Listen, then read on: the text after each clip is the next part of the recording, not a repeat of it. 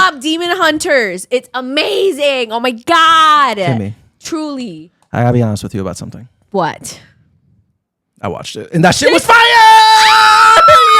Oh, plot twist of the century. Danny watched it? Yo, I even said in the chat too, I wasn't gonna watch that shit.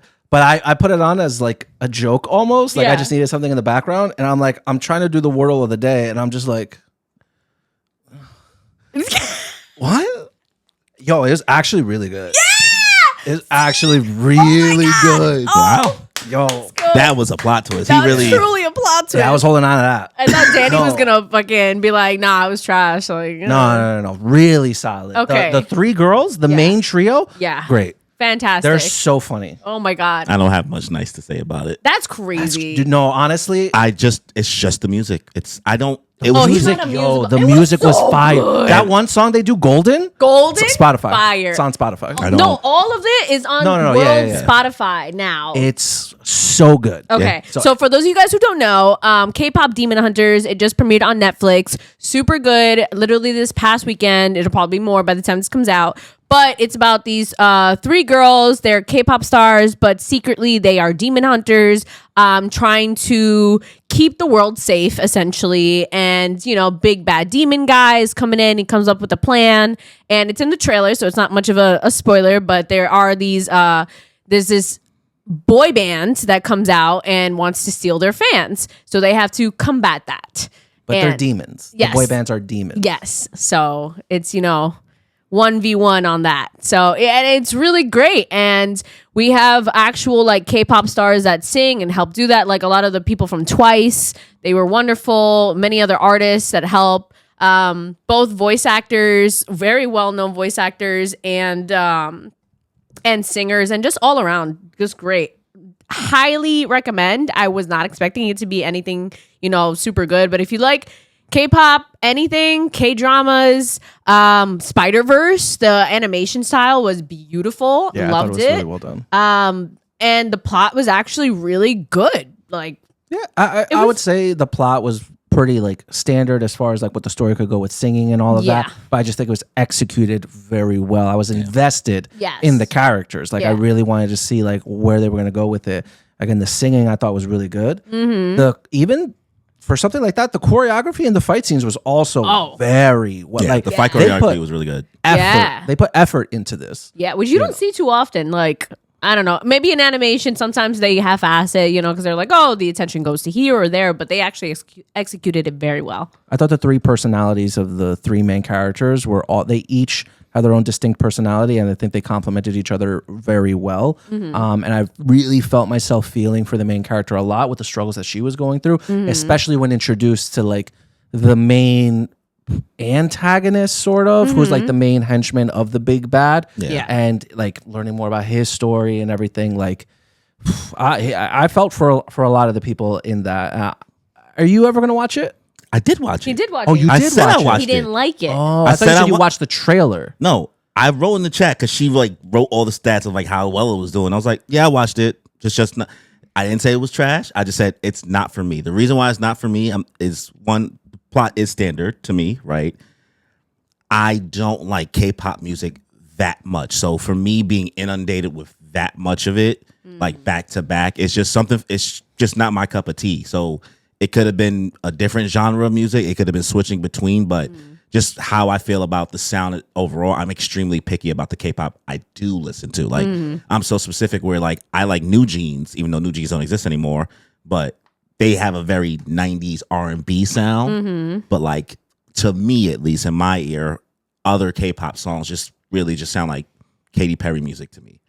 Okay. So yeah, I don't have a lot of experience with K-pop. Yeah. Like at all. Like I don't. So, but he also doesn't like musicals in general. Yeah, and I already Neither do don't, I. and I don't like musicals. So like, but I enjoy Wicked. You know what I mean? Or I enjoy West Side Story, or like I've watched In the Heights and thought those were entertaining. Like I can tell when I can still admit even something's a musical, whether or not it's like a good story or not. So my taste there didn't mix well with me not liking the genre of music. So that's really just my only issue. I don't really have any bad things to say about it. I still think it's an entertaining movie. It's cute. Like I said, it was like, yeah, this is totally Spies, like K-pop. You know what I mean? So I feel like my prediction, seeing the trailer at least, I got the vibes. I understood. It was cute. Like I feel like it's a really cute movie. I don't like musicals either. I think that what changed my perspective on it was that I really liked the three girls who were like the main characters of it. Like they made me laugh so much, especially in that opening sequence when they're carb loading before the concert and they're just stuffing their faces. Like that one girl took a whole kimbap and just went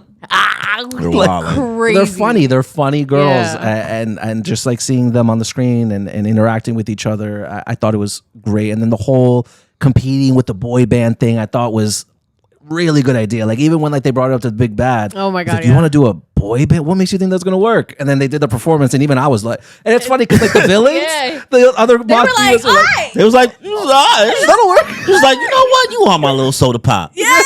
I like that song too. Oh, it's so catchy. Like the rivalry between the two boy bands during like the signing, like it was a really good way to like show their rivalry throughout the movie. I had a lot of fun with it.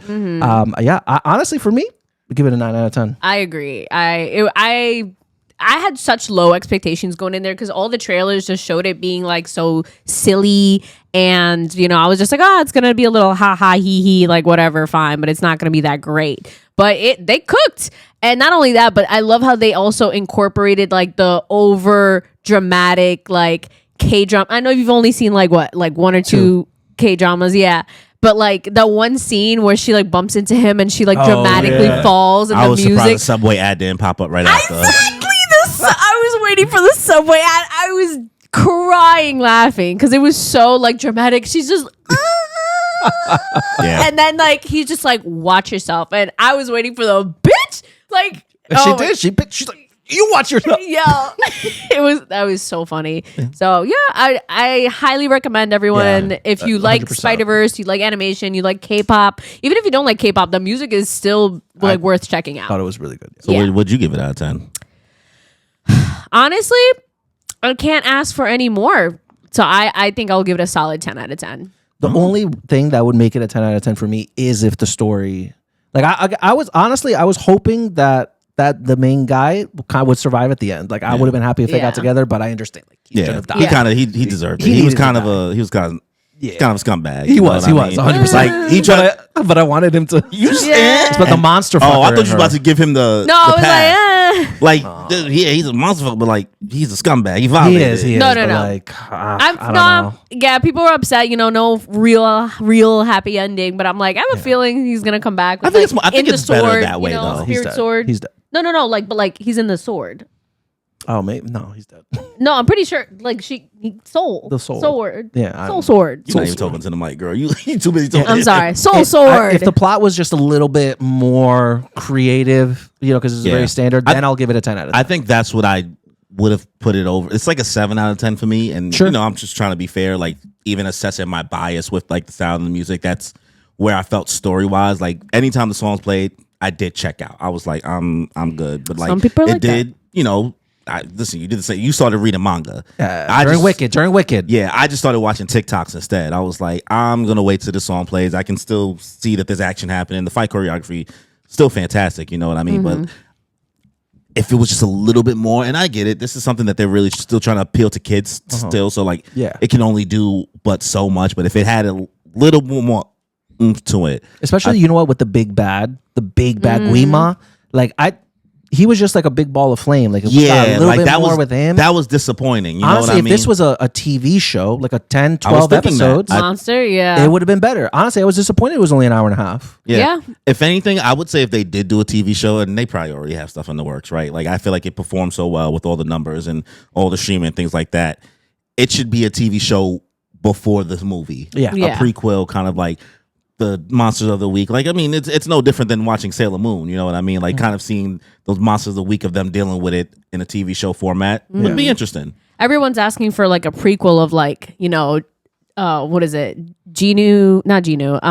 Rumi's parents and like what their story were. Like, how did they get together? What happened to the Sunshine Sisters? Yeah. I think that's like for a more mature audience though. You know what I mean? Like, I feel like a lot kids, this is really for kids, you know what I mean? So I feel like sticking with that trio would be the smart branding wise. You know what I mean? Yeah. Keeping that trio You as the can, main. it's not like super like I don't know over 100%. PG-13. It's 100% It's for kids, bro. 100%. I know, but what I'm saying, the topic, like people can understand the topic. I'm not saying they can't, but if a series or a movie, you kind of like are messing up the advertising of the brand. Like you have something with these three characters. I think if it was something expanding the universe, seems like it would appeal and be more like taken well by like an older audience, but like a really really super. I'm talking about like 4-year-olds, 5-year-olds, because like my coworker, she texted me like she's like, oh, my little girls watch this thing. You know what it is like. So I'm thinking about it through that lens. I'm thinking about it through kids, and that's who Netflix is really trying to appeal to. Well, it can with include this. both of them. You know what I mean? Like the younger and newer. We still want to know what's happening. There's a limit to what you can do with that. I don't know. I think you can still. But either way, You guys ever see Mamma Mia? yeah. Unfortunately, You see Mamma Mia 2? Unfortunately, I'm not even going to go into that, but Mamma Mia 2? I did not yet. No. Okay. Well, in Mamma Mia 2, they do a good job of incorporating the what's happening presently and the flashbacks of like what happened in the past. So I felt like if something like that would happen, I think they would do it really well. You mean just kind of exploring the lore? I thought you was talking about making a whole project based on the past, not like dipping into lore while they're telling a current story. I feel like we're on two different wavelengths there, because I'm thinking it's not completely, not like Fruits Basket where the whole prequel was just a separate movie. Yeah, I'm not even. I'm thinking about it more like you're removing it being about the main cast from this movie and focusing on a different set of people from the past. That's how I took that, and which I said that's what I'm meaning could be more interesting to an older audience versus something that's not focusing still with these girls. You need that for these kids, and that's what they love about that. Oh yeah, no, I would still include that because I want to know more about those characters as well. Yeah, that's a whole different idea than what we were talking about. No, absolutely. I would definitely just get a little bit of both. I think would be really cool. As like a prequel would be a great tense, because then whatever happens in the past would still affect the future. You know, they didn't create the golden Han Moon, so like there's still room to grow. Yeah. But yeah, that's my big what I'm watching. Obsessed. I've been blasting the soundtrack for days. As you should.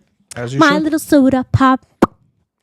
If I had to hear Soda Pop one more time, I was. I love it. Enough.